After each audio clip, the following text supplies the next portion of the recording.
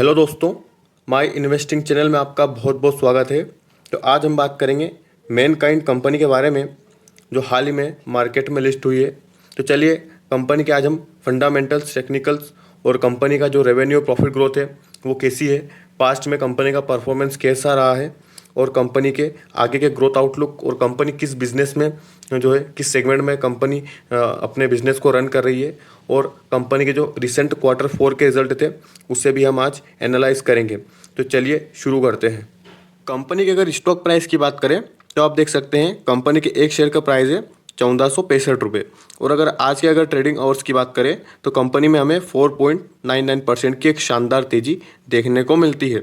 इसके अलावा अगर हम कंपनी के पिछले 5 दिन के रिटर्न्स की बात करें तो आप देख सकते हैं इसमें भी हमें 10% के रिटर्न्स देखने को मिलते हैं। इसके अलावा हम कंपनी के अगर लिस्टिंग की बात करें तो देख सकते हैं आप 9 मई को कंपनी की लिस्टिंग होती है। उसके बाद हमें कंपनी में एक गिरावट देखने को मिलती है एंड सडनली कंपनी में जो एक बुलिश मोमेंटम देखने को मिलता है। तो चलिए अब हम कंपनी के बिजनेस ओवरव्यू को भी देख लेते हैं।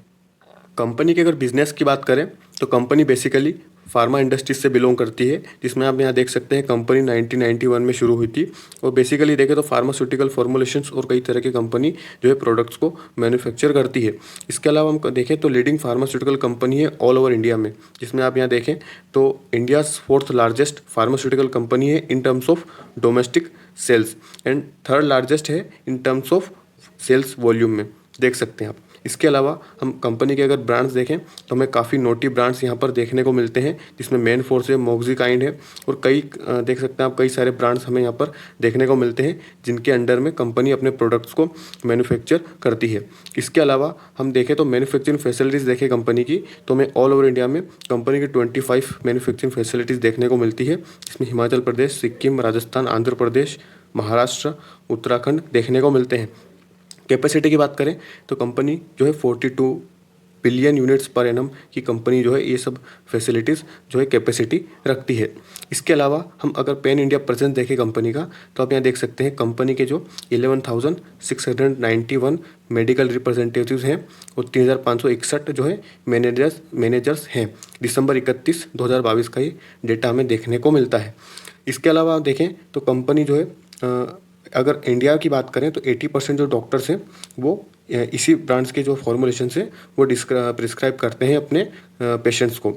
इसके अलावा हम कंपनी के डोमेस्टिक सेल्स की बात करें कि कंपनी को किस एरिया से कितना रेवेन्यू मिलता है तो आप यहाँ देख सकते हैं, जिसमें अगर नॉर्थ इंडिया का अगर परसेंटेज देखें तो 35% कंपनी को नॉर्थ इंडिया से रेवेन्यू मिलता है, साउथ इंडिया से 23%, ईस्ट इंडिया से 19% एंड वेस्ट इंडिया से 23% कंपनी को रेवेन्यू मिलता है।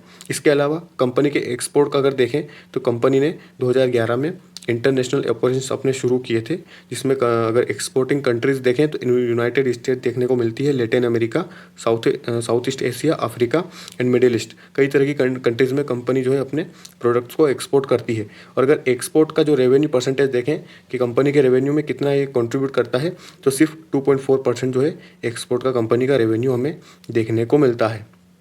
अगर हम कंपनी के R&D की बात करें यानी रिसर्च एंड डेवलपमेंट की तो आप देख सकते हैं यहाँ पर दिसंबर 31, 2022 का डेटा है, जिसमें कंपनी के पास 600 साइंटिस्ट की टीम है, जिसमें अगर डेडिकेटेड देखें R&D सेंटर्स जो कई लोकेशन में हमें देखने को मिलते हैं, मानेसर, गुरुग्राम हरियाणा, ठाणे महाराष्ट्र, देख सकते हैं इन स्टेट्स में हमें कंपनी के R&D फैसिलिटीज़ देखने को मिलती है।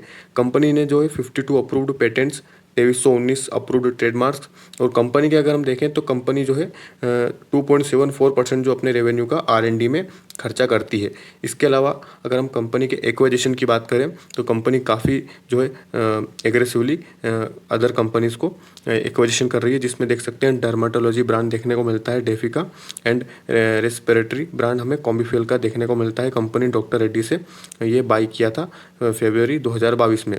इसके अलावा अगर हम देखें तो कंपनी कई सेवरल फार्मास्यूटिकल फॉर्मुलेशन ब्रांड्स को भी कंपनी ने बाई किया पेनेका बायोटेक कंपनी से। कंपनी की अगर IPO डिटेल्स की बात करें तो आप यहाँ देख सकते हैं 4,326 करोड़ कंपनी ने रेस किए हैं थ्रू IPO, जो पूरी तरह से ऑफर फॉर सेल था।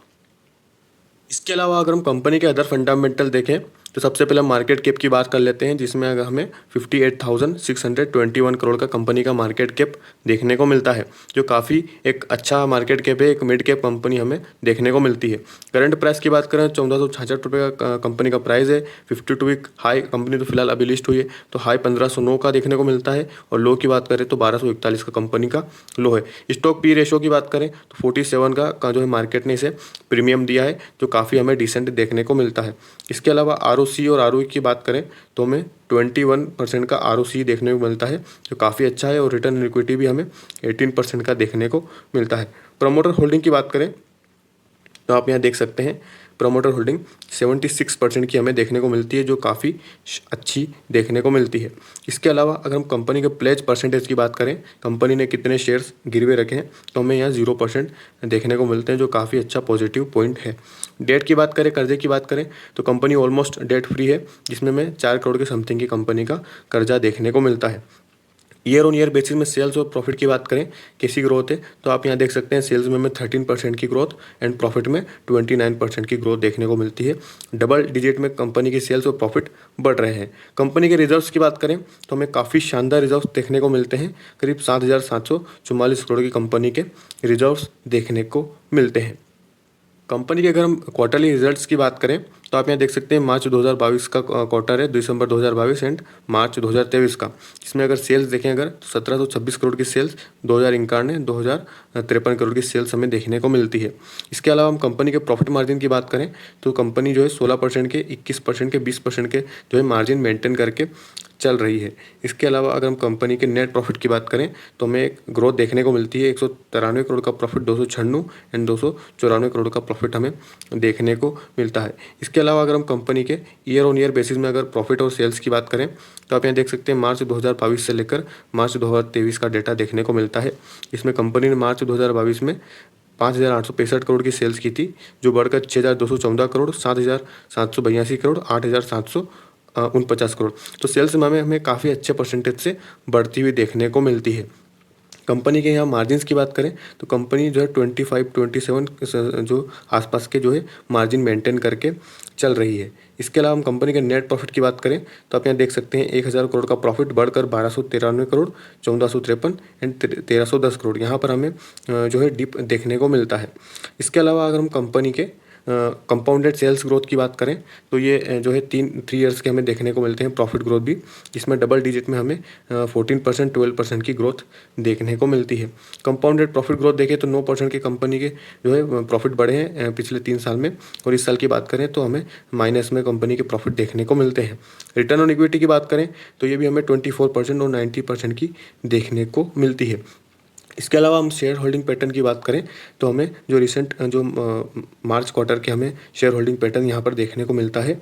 इसमें अगर हम प्रमोटर की होल्डिंग देखें तो 76.50 काफ़ी अच्छी हमें देखने को मिलती है। एफआईज ने भी काफ़ी अच्छा स्टेक ले रखा है 2.61% का। डीआईएस की बात करें तो 2.64% का कम डीआईएस के पास भी स्टेक देखने को मिलता है। प्रमोटर के बाद सबसे ज़्यादा होल्डिंग हमें पब्लिक के पास देखने को मिलती है। 18.25% की हमें पब्लिक के पास होल्डिंग्स देखने को मिलती है। अगर हम यह देखें कि किस म्यूचुअल फंड के पास कंपनी की कितनी होल्डिंग है तो आप यहाँ देख सकते हैं Axis equity saver fund direct growth जो है म्यूचुअल फंड है, इसके पास 0.81% की हमें होल्डिंग्स देखने को मिलती है। मोतीलाल ओसवाल की अगर देखें होल्डिंग्स तो 0.64% की। फ्रैंकलिन इंडिया इक्विटी की देखें तो 0.46 की। इन्वेस्को इंडिया की देखें तो 0.919% की हमें म्यूचुअल फंड्स की भी होल्डिंग कंपनी में देखने को मिलती है। तो चलिए एक बार हम कंपनी के जो रिसेंट Q4 के जो रिजल्ट कंपनी ने डिक्लेयर किए थे उससे भी एक बार एनालाइज कर लेते हैं।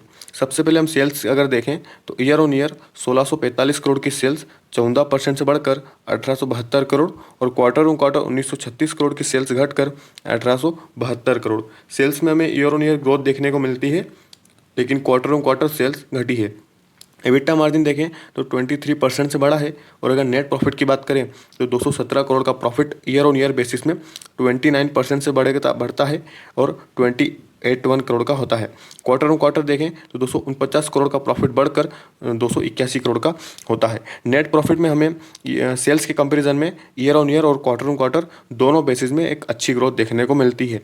ईपीएस की बात करें तो 5 रुपये 43 पैसे से बढ़कर 7 रुपये 1 पैसे पर आ पहुंचा है। तो ओवरऑल देखें तो कंपनी ने काफ़ी अच्छे रिजल्ट अपने Q4 में डिक्लेयर किए थे, जिसमें अगर हम प्रॉफिट देखें तो ईयर ऑन ईयर और क्वार्टर ऑन क्वार्टर दोनों बेसिस में हमें ग्रोथ देखने को मिलती है। अगर हम कंपनी के टेक्निकल्स को एनालाइज करें, जिसमें आप देख सकते हैं कंपनी यहाँ पर लिस्ट होती है एंड फिर हमें कंपनी में एक अच्छे जो बाइंग देखने को मिलती है, जिसमें कंपनी करीब 30 से 35% हमें कंपनी के स्टॉक में उछाल देखने को मिलता है। इसके बाद हमें कंपनी में कुछ दिनों से लगातार गिरावट देखने को मिल रही थी एंड फिर हमें सडनली जो है एक वन साइडेड तेज़ी हमें देखने को फिलहाल मिली है। तो कंपनी अभी 1465 के लेवल पर ट्रेड कर रही है। तो ओवरऑल अगर आपको जो है कंपनी का IPO अलॉट हुआ है तो आप होल्ड कर सकते हैं। कंपनी काफ़ी स्ट्रॉन्ग, हमें कंपनी के फंडामेंटल्स, रेवेन्यू, प्रॉफिट ग्रोथ काफ़ी अच्छी देखने को मिलती है। कंपनी का जो ब्रांड्स है वो भी काफ़ी स्ट्रॉन्ग है। तो अगर अगर आप फ्रेश एंट्री लेना चाहते हैं तो अगर आपको कंपनी जो है सपोर्ट पर यहाँ पर अगर बाई यहाँ पर अवेलेबल हो तो आप इसमें फ्रेश एंट्री ले सकते हैं। और अगर आप शॉर्ट टर्म के लिए बाई कर रहे हैं तो आपको स्टॉप लॉस लगाकर चलना चाहिए। तो दोस्तों इस वीडियो में इतना ही, और अगर वीडियो इन्फॉर्मेटिव लगा हो तो चैनल को सब्सक्राइब कर सकते हैं। और वीडियो को अंत तक देखने के लिए बहुत बहुत शुक्रिया।